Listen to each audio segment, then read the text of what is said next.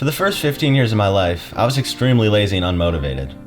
In April of my sophomore year, after I destroyed a bag of salt and vinegar chips, or as I like to call them, salt and vins, my post-binge guilt overwhelmed me. I was horrified by a vision of my future self as a couch potato that hadn't accomplished anything.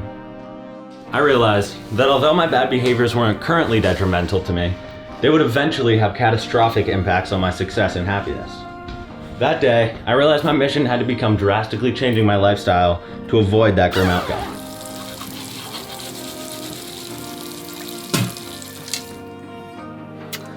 Since that day in 10th grade, I lost 50 pounds, won multiple awards for playing volleyball, missed no assignments in school, improved as an artist, and became happier, healthier, more productive, and more fulfilled.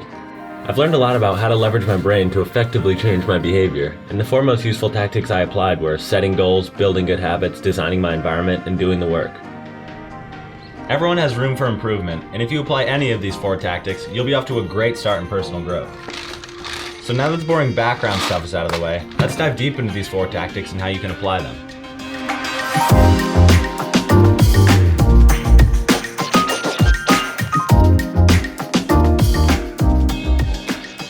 My first big step forward was creating a goal. Setting a goal is essentially getting clear on what you want to accomplish. My initial goal was to weigh 200 pounds. By knowing what I wanted to accomplish, I gained direction and motivation. This sense of direction allowed my mind to focus on hitting the target, rather than shooting aimlessly, or not shooting at all. The difference between a dream and a goal is a timeline and accountability. I mean, just sitting around dreaming someday, someday I'm going to get a different job. Someday I'm going to change this. Well, someday ain't a day of the week.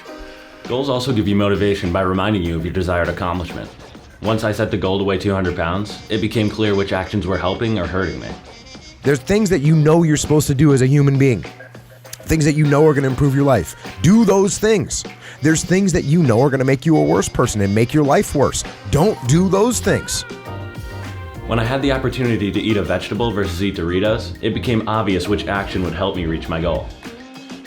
If you want to start setting goals, I recommend you ask yourself, 1, what do I want to achieve? And 2, who do I want to become? The answer to these questions will give you a good indication of where you should focus your time and attention.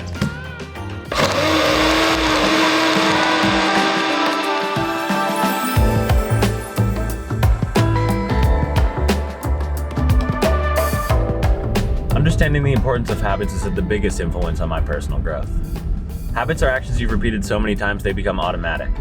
From walking into a room and flipping on a light switch, to tying your shoes, to shooting a basketball, to checking your Instagram feed. Your habits don't discriminate between good or bad. Your daily habits are important because your decisions compound over time.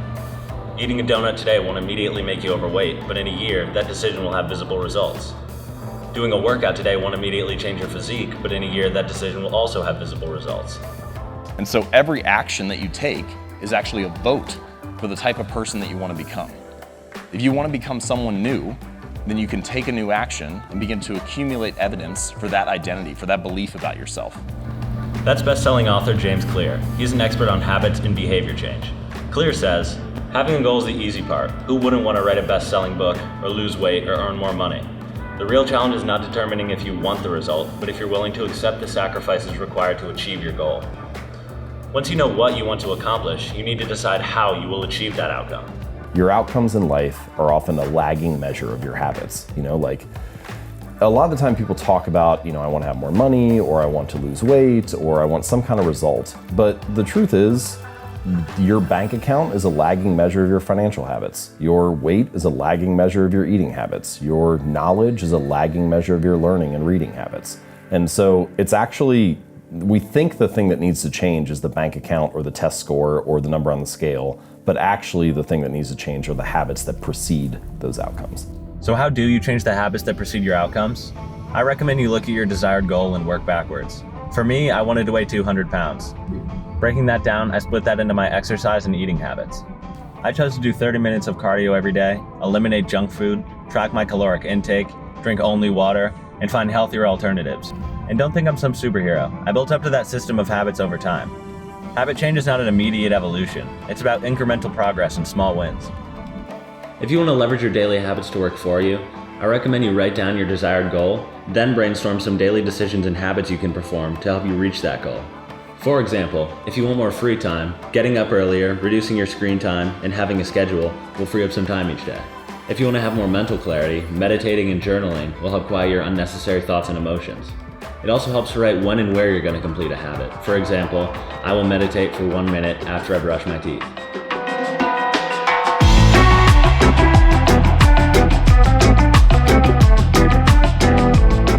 Even if you set the right goals and identify the right habits, it's nearly impossible to stay on the path of discipline if your environment doesn't support your desired behavior.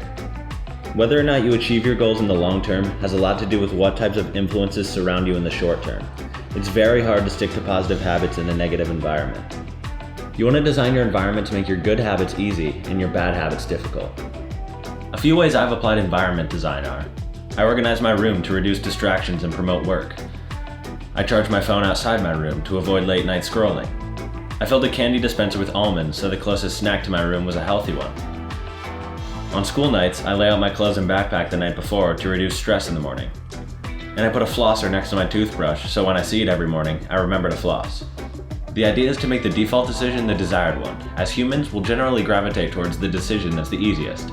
It'll be hard to stick to your diet if your pantry is full of junk food. It'll be hard to sleep more if you keep your phone next to your bed. These changes don't need to be huge, they just need to make the default decision the desired one. If you want to apply environment design into your life, I recommend you brainstorm some ideas to make your good habits easier to perform and your bad habits harder to perform.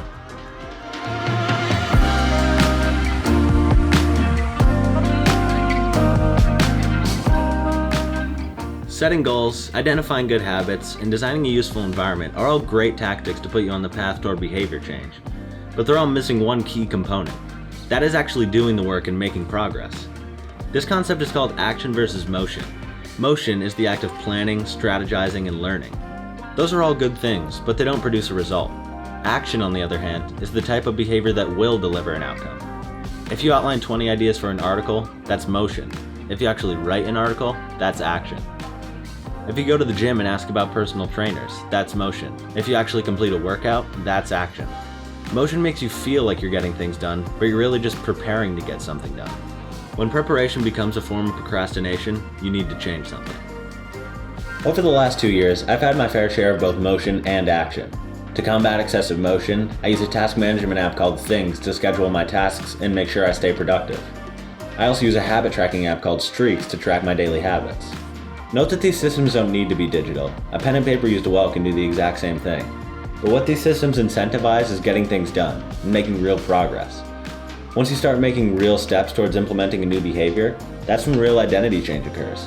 If you go to church every Sunday for 20 years, you believe that you are religious. If you study Spanish every Thursday night for 20 minutes, you believe that you are studious. The actions that you take provide evidence for who you are.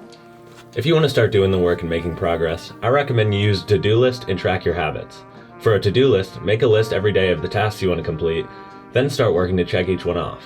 For tracking your habits, write down your desired habit, then make some sort of marking each day when you complete it.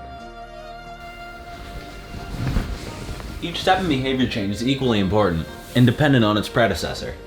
Implementing these tactics is like shooting an arrow. By setting goals, your target comes into view. By identifying good habits, you sharpen your arrows. By designing your environment, you remove objects obstructing your line of vision. And once you've lined up your shot, doing the work is letting it fly. The only way to change your behavior is to change your behavior. If nothing changes, nothing will change.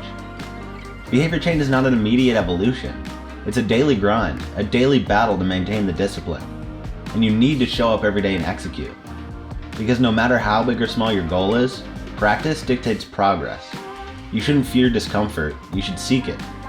And by implementing any one of these tactics, I'm positive you can change your life for the better. Thank you so much for watching this video. I hope you found it useful and maybe even learned something.